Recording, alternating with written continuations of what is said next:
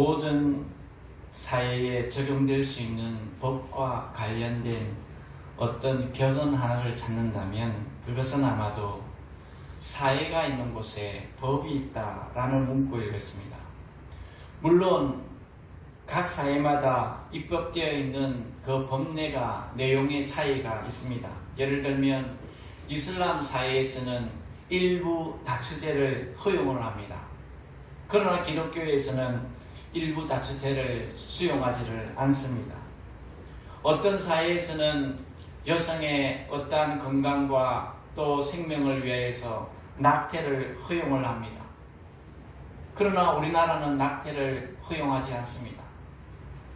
OECD 국가 37개국 2020년도에 콜롬비아가 OECD 국가로 그렇게 들어왔습니다. 2018년도에는 리투아니아, 16년도에는 라트비아, 10년에는 이스라엘, 우리나라는 몇 년도에 거기에 가입하셨습니까? 아이고 어른들이요, 이런 거는 기본으로 알아요. 1996년도에 우리나라는 OECD에 그렇게 가입을 했습니다. 이럴 때 이제 37개국이 됐는데 이 낙태법을 허용하는 나라가 28국외국입니다. 약 80%가 넘습니다.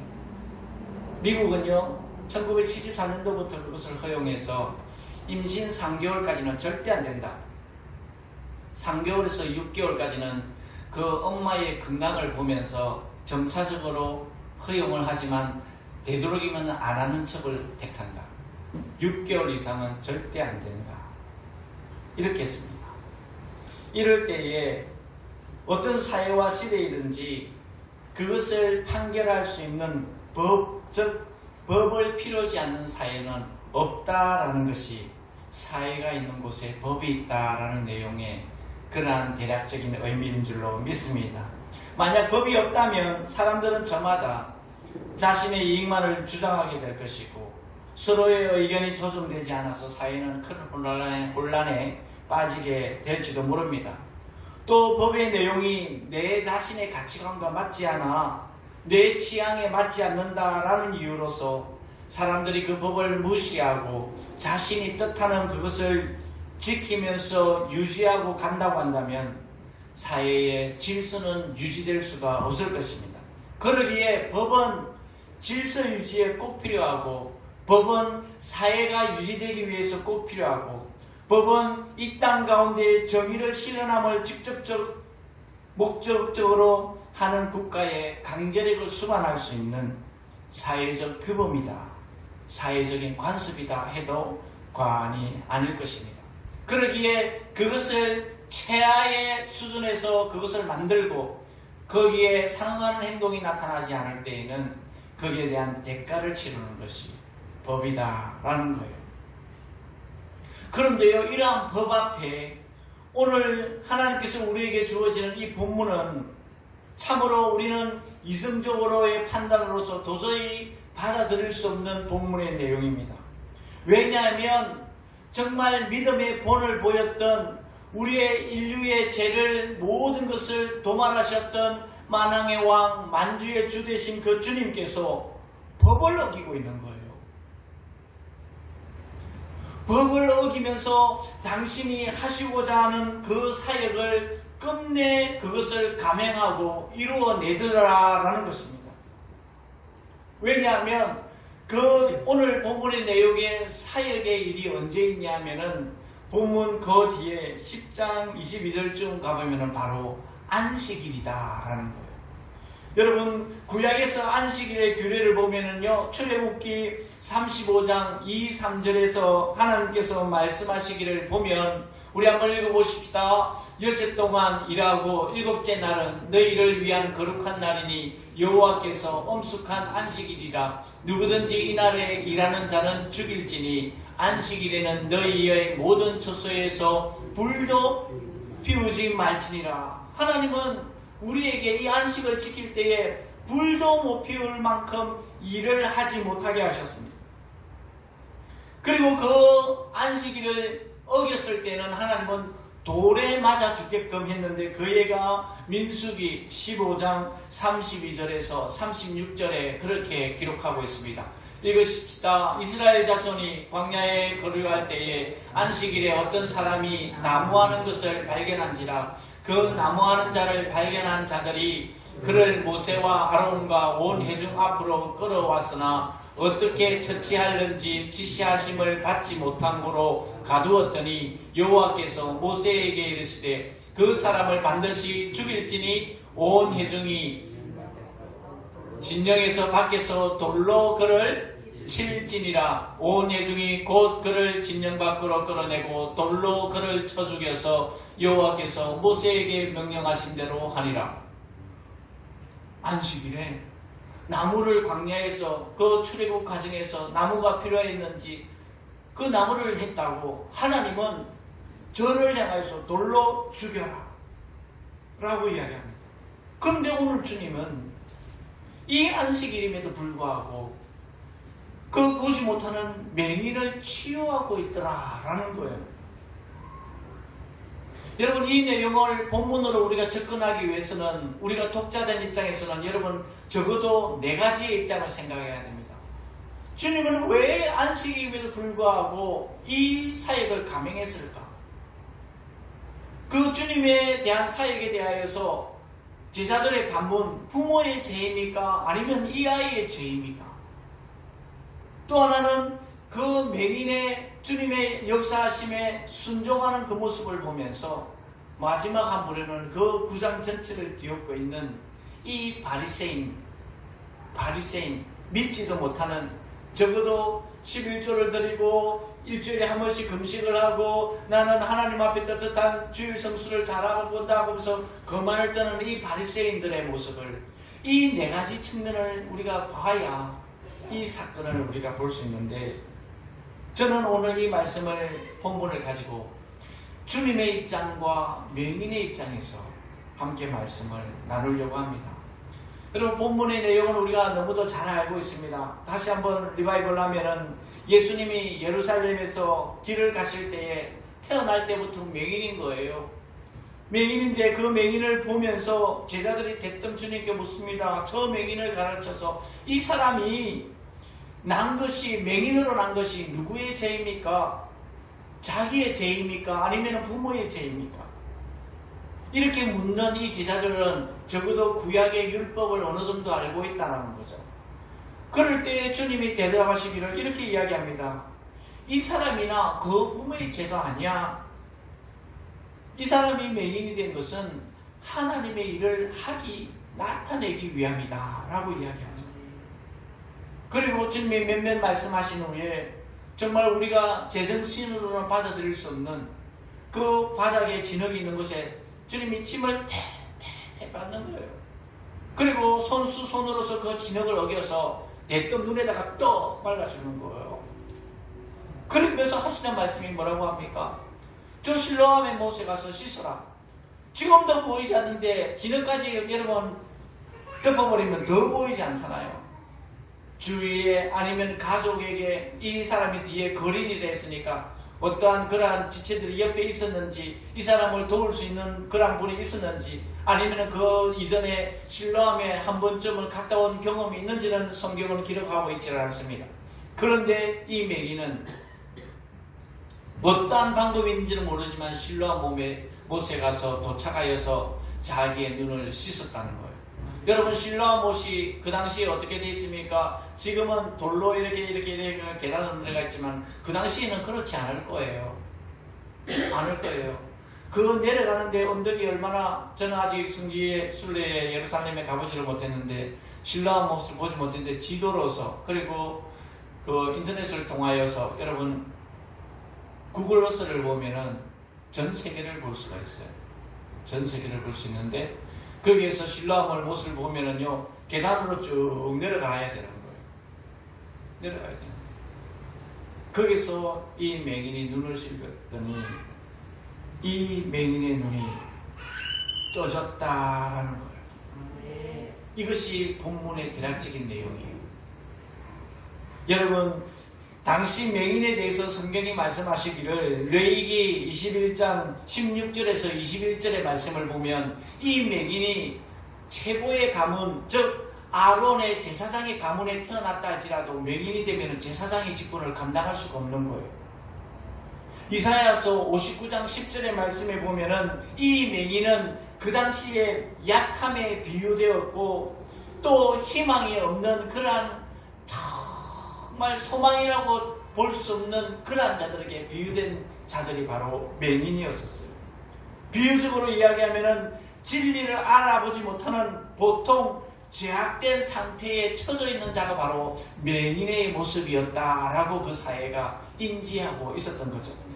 그런데 이 맹인이 진흙을 떨어지지 않게끔 잡았는지 어땠는지 쌌는지 어떤지 모르지만 실로암 못에 가서 씻었더니 그 눈이 밝아졌다는 거예요. 눈으로 보게 되었다는 거예요.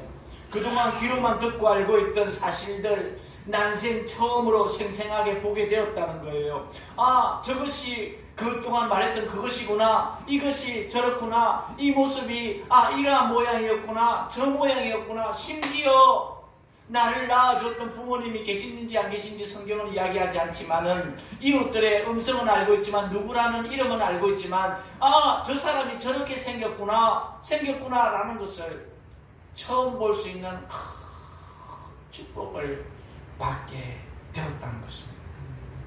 문제는 이러한 주님의 역사심에 서두에 이야기한 것이 안식일이었다는 거예요. 법으로 일을 하는 것이 금지된 날이었어요.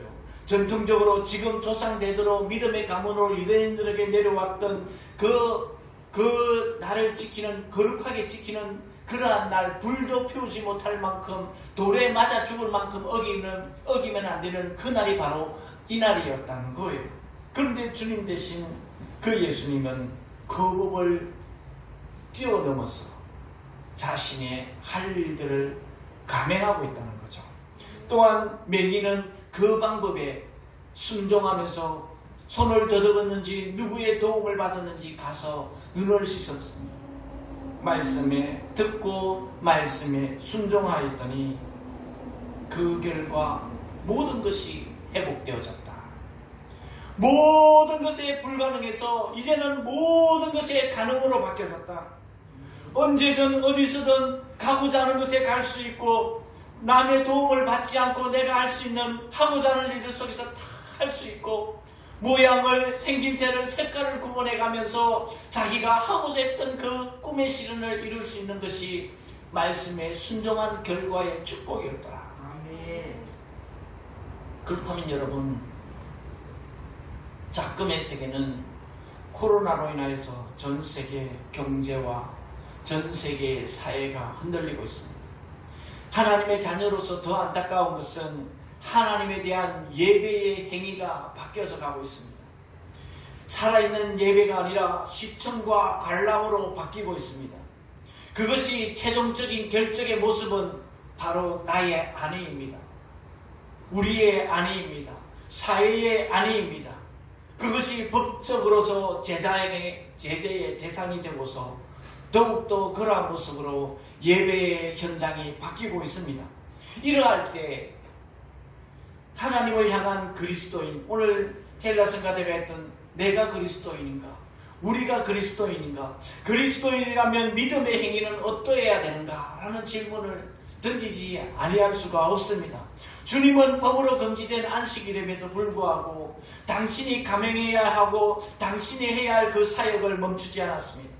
맹인은 돌에 맞아 죽은 그런 법에 순종하면서 당신의 치유를 향하여서 듣고 왔던 그 주님이라는 사람, 바디모에게 눈을 뜨게 했대. 그 사람 문둥병도 고쳤대. 장모의 열병도 고쳤대. 많은 이적을 일으켰대. 소문으로 듣고 있던 그 사람이 힘으로서 진흙을 어겨서 내 눈에 발랐지만 더 보이지 않고 암울하고 캄캄해졌지만 가서 씻으라 해서 내가 씻었다. 안식임에도 불구하고 법으로 전통으로 대대로 금지된 날임에도 불구하고 주님은 치유의 사역을 감행하셨고, 맹인은 그 사역에 순종하였더니 큰 역사, 요한복음의 7대의 사역 가운데 하나, 이 6번째의 사건이 일어나더라라는 것입니다. 여러분, 여기에 오늘 주제가 있습니다. 종교개혁가 마틴 루터가 이 말을 했습니다. 더 이상 그것을 안 하는 것이 진실된 후회이다.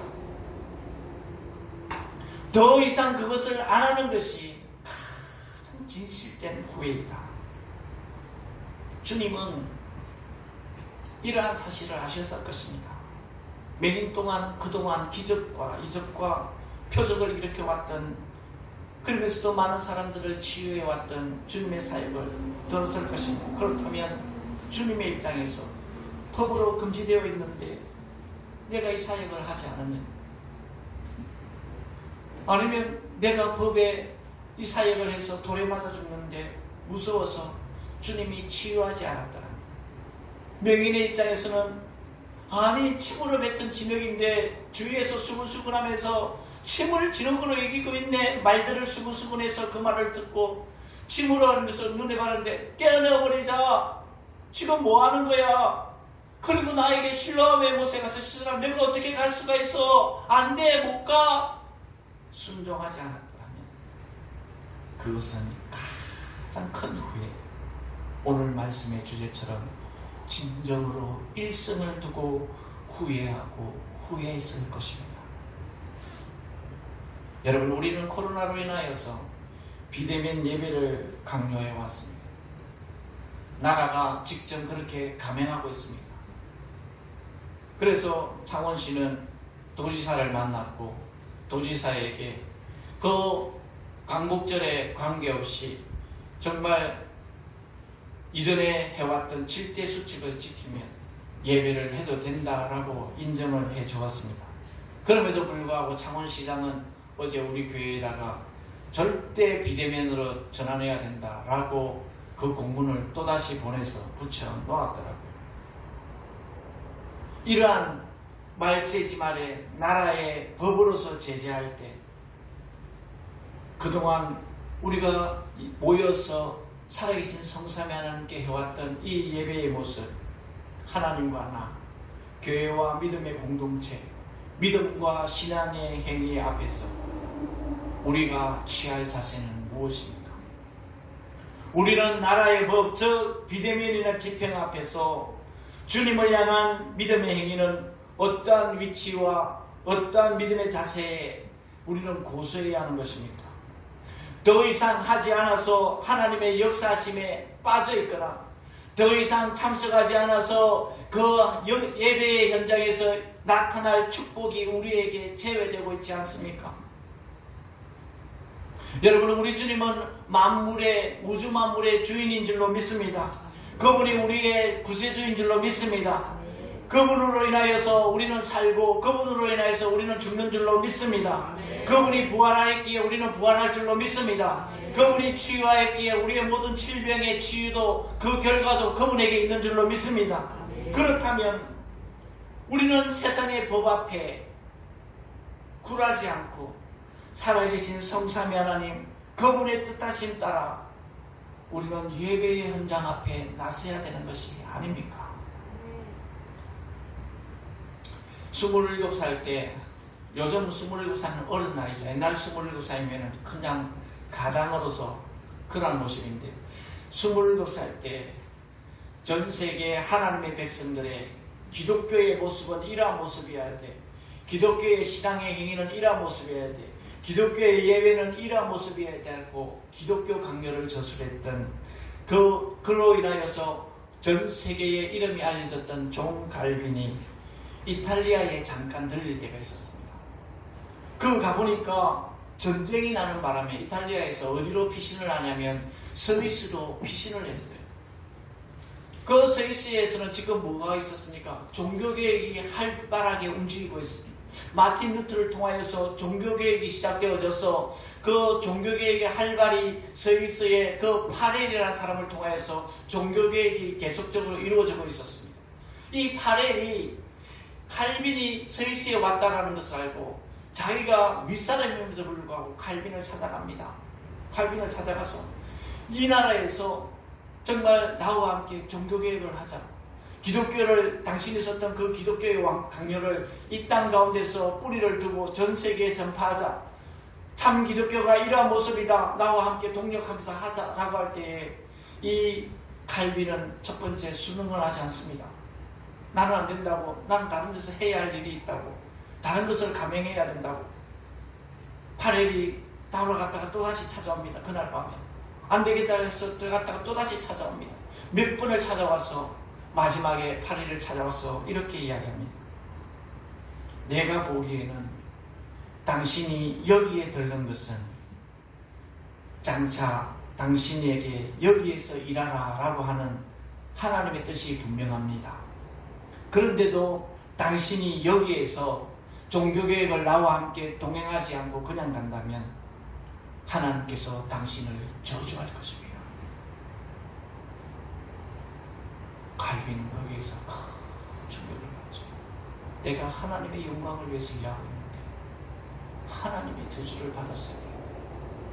내 자리를 떠나서 이 타양이지만 이곳에서 내가 하나님의 일을 감당해야 됩니다. 거기서 칼빈은 발을 받아버렸어. 그 위에 저빙글, 휘필드, 아브람 카이퍼로 이렇게 믿음의 선진들로 이어갔던 그 자리에서 칼빈은 종교개혁을 완성하더라라는 것입니다. 여러분, 독일의 루트교의 목사이자 신학자이며 나치 운동에 반대에 앞섰던 한 목사님이 있는데 그분이 본헤퍼입니다. 그분이 이러한 말씀을 했습니다. 하나님의 택한 백성들을 향해서 단단하게 외쳤습니다. 수백 번의 설교보다 당신들의 한 번의 순종이 낫다.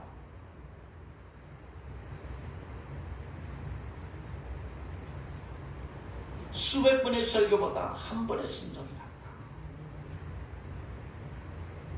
우리들도 마찬가지입니다. 법이 우리를 제재하고 있습니다. 교회를 제재하고 있습니다.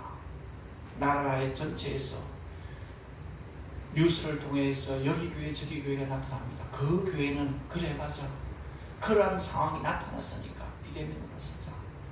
비대면이라도 최대한의 상황이니까 거기서 예배하자. 맞습니다. 그런데 그러한 일들이 나타나지 않는 교회는 주님이 기뻐하는 자리에 있어야 되는 거 아닙니까? 주님이 기뻐 받으시는 예배 현장에 있어야 되지 않습니까? 주님은 돌에 맞아 죽는 그 상황 가운데서도 당신이 지난주에 오전에 했습니다. 나는 내 가야 할 길을 가야 해. 오늘과 내일과 모레에 나는 내게 주어진 사역을 감행해야 돼. 누가복음 이야기했던 말씀처럼 오늘도 주님은 뭐라고 이야기합니까? 안식일인데 내가 이 사역을 멈추면 안 되는 거야. 나는 내가 감행해야 할 거 해야 되는 거야. 법이 전통적으로 내려오는 그로 인해서 내가 돌에 맞아 죽는다 할지라도 나는 그 길을 걸어가야 돼. 걸어가야 돼. 그 7대 사건 가운데 6번째 기록을 세우면서 요한 사도는 그 요한복음이 기록되어진 목적, 요한복음 20장 그 31절의 말씀처럼 주가 하나님의 아들인 것과 그 아들을 믿는 믿음으로 인하여서 영생을 얻게 되는. 자, 한번 읽어보십시다. 시작. 오직 이것을 기록하면 너희로 예수께서 하나님의 아들 그리스도이심을 믿게 하려 함이요 또 너희로 믿고 그 이름을 힘입어 생명, 저 생명은 천국의 생명인 줄로 믿습니다. 생명을 얻게 하려 함이라 라는 6번째 사건을 일으키더라고요. 가나 혼인잔치가 있었습니다. 포도주가 떨어졌습니다. 그런데 그 어머니는 내 아들이 명령하는 대로 해라. 어머니 내 때가 아니 되었더라. 그런데 주님은 이야기합니다. 저기 항아리에 물로 가득 채워라. 우리 판단에서 도저히 이해가 되지 않습니다. 그런데 하인들은 그 아기까지 물을 떠넣습니다. 그런데 잔치에 있는 손님들에게 떠다 주어라. 그 하인들은 다른 말 하지 않고 떠다 주더라고요. 더 이상 그것을 안 해야 했다면 내 생각과 판단으로 아니 물을 떠다 부으래, 아니 물을 떠다 주래, 어떻게 역사는 일어나지 않습니다. 여리고 그 길을 지나갈 때 소경 바디메오는 주님이 지나가는 것을 들었습니다. 다윗의 자손 예수여 나를 불쌍히 여기소서 라고 안 외쳤더라면 그 소경 바디메오는 눈을 뜨지 못했을 것입니다. 못했을 것입니다. 삭개오가 키가 작아서 주님이 온다는 것을 들었을 때에 그 나무 위에 올라가서 놀러 올라가지 않았더라면 주님은 어쩌면 삭개오의 집을 방문하지 않았을 것입니다. 주는 우리에게 여인 당신의 딸을 치유하기 위해서 이방인의 개로 취급되는 그 말임에도 불구하고 내가 개로 취급받네, 아이고 당신 아니면 내 딸 고칠 수 없나라고 떠났더라면 당신의 딸은 치유되지 않았을 것입니다. 여러분, 세상의 법 앞에 그리스도인들이 나가야 할 길이 어디에 있습니까? 누군가 이렇게 이야기했습니다. 꿈은 짧고 후회는 길다. 후회는 언제 하여도 늦지 않는다. 그러나 후회는 먼저가 되는 것이 한 번도 없다. 일의 결과에서 다가오는 것이 후회다라는 것입니다. 나라의 제재의 법 앞에 우리 모두가 믿음을 지키고 신앙의 자리를 고스란히 이 자리에 나와서 예배하는 줄로 믿습니다.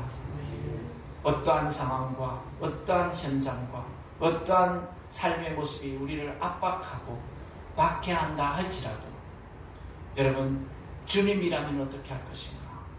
그것이 우리의 잣대이고 캐논임을 알고 늘 말씀 안에서 그 안에서 답을 얻고 주님이 걸어가셨던 그 길 속에 우리가 이 땅 가운데 작은 불꽃 디아스포라로 주님의 작은 제자로서 주의 길 따라갈 수 있는 우리 모두가 되어지기를 주님의 이름으로 축원합니다. 기도하겠습니다. 하나님 아버지 감사합니다.